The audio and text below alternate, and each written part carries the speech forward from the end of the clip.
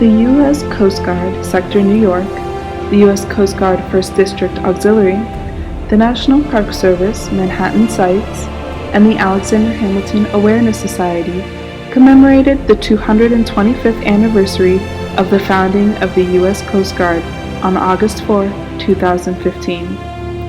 Events were held throughout New York City to honor the occasion, including a historic reenactment, a U.S. Coast Guard Auxiliary Band concert, history presentations, a reading of a proclamation by the Mayor of New York City, and more.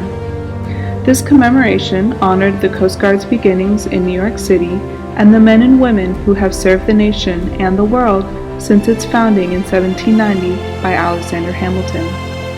As the first Secretary of the Treasury, Alexander Hamilton was responsible for establishing the new nation's financial systems. Since the revenue to fund the entire national government came almost exclusively from import duties, Alexander Hamilton made the official recommendation that a service of cutters, coastal patrol boats, be created to protect the U.S. coasts and ensure that the new tariff laws were being observed.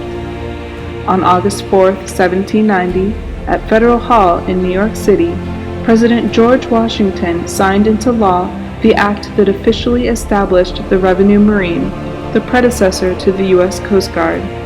Alexander Hamilton then oversaw the implementation of this new service, which performed a great variety of duties in addition to its original mission to protect the national revenue. The U.S. Coast Guard has maintained this rich tradition of actively serving the country in both peacetime and wartime for the past 225 years.